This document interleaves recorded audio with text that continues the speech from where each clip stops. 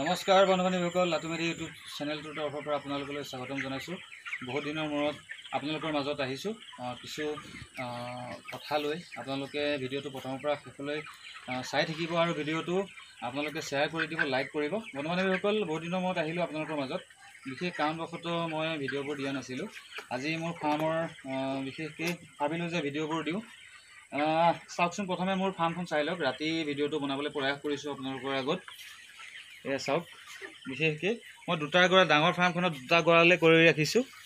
বিশেষকৈ গৰমৰ ছিজনত স্পেচটো মানে কেনেকুৱা খোলা ৰাখিব লাগে, আৰু যদি আপোনালোকে গঁৰাল বেছিকৈ দিয়ে তেনেহ'লে গৰমটো বেছি পাব আৰু হাৱাটো আদান প্ৰদান কৰিব নোৱাৰে। আপোনালোকে এইটো বিশেষকৈ গুৰুত্ব দিব যাতে হাৱাটো আপোনালোকে ইনকামিং এণ্ড আউটগয়িং মানে ধৰক ওলোৱা সোমোৱা হৈ থাকিব পাৰে। তেনেকৈ আপোনালোকে বিশেষকৈ বৰ্ডাৰবোৰ দিব, আৰু তেতিয়া গেছ নহ'ব ফাৰ্মখনত আৰু গৰমটো অনুভৱ নহ'ব। বিশেষকৈ অসমত এতিয়া গৰমটো ফটকৈ বহুতখিনি আহি গৈছে। সেইকাৰণে মই কৈছিলোঁ প্ৰথমতেই যে এইবাৰ পোৱালি মই কমাই লৈছোঁ, আৰু সেইটোকে মই এতিয়া চাওক, আপোনালোকে ফাৰ্মখনত স্পেচ পাই আছে, পোৱালিবোৰে বহুত জেগা আছে, সেইকাৰণে কমাই লৈছোঁ। মই আগৰ তুলনাত প্ৰায় 400-500 পোৱালি কমাই লৈছোঁ। ধুনীয়াকৈ স্পেচ পাই আছে, পাতলা হৈ আছে, আপোনালোকে দেখা পাইছে চাওক।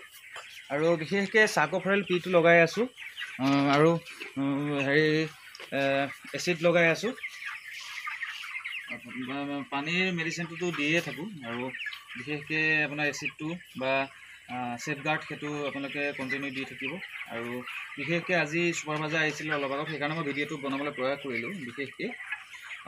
বিশেষকৈ দুটা পোৱালি মৰ্টেলিটি আছিলে। পোৱালি দুটাৰ গাত ৰঙা ৰঙা স্পট পৰিছে, মানে এইটো IBDৰ লক্ষণ বুলি ক'লে তেখেতলোকে। আৰু মই এতিয়া মেডিচিনটো ব্যৱহাৰ কৰিবলৈ প্ৰয়াস কৰিম। ৰাতিয়ে আজি মেডিচিন দিম, কণ্টিনিউ 3বাৰ দিব লাগে। মোৰ যিমানখিনি পোৱালি আছে কম পানীত মই দিবলৈ প্ৰয়াস কৰিম। আজি ৰাতি দিলোঁ, মানে 8 ঘণ্টাৰ মূৰে মূৰে পানীখিনি চেঞ্জ কৰি থাকিব লাগে, আকৌ পিছৰখিনি দিব লাগে। মোৰ যিমানখিনি পোৱালি আছে 1100 গ্ৰাম NOC আনিব লাগিব। ৰাতি লগাম, আকৌ ৰাতিপুৱা লগাম, আকৌ দুপৰীয়া লগাম।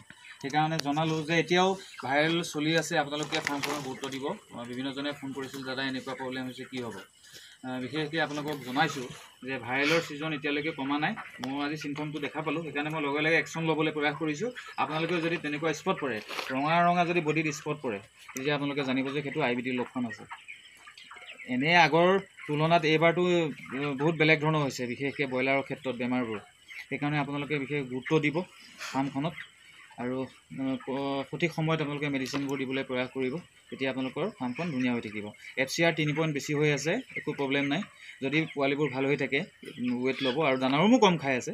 সেইকাৰণে বিশেষকৈ দানা যদি বেছি খায় তেতিয়া ৱেইটটো ল'ব, কিন্তু গৰমৰ কাৰণে দিনত দানাটো খাবলৈ নিবিচাৰে।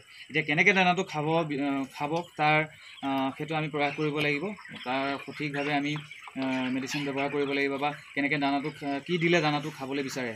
পৰৱৰ্তী ভিডিঅ'ত আপোনালোকক মই সেইটোৰ ওপৰত ভিডিঅ' বনাম। আপোনালোকে ভিডিঅ'টো মোৰ প্ৰথমৰ পৰা শেষলৈ চাই থাকিব। আজিলৈ ইমানতে এৰিছোঁ, ধন্যবাদ। জয় অসম।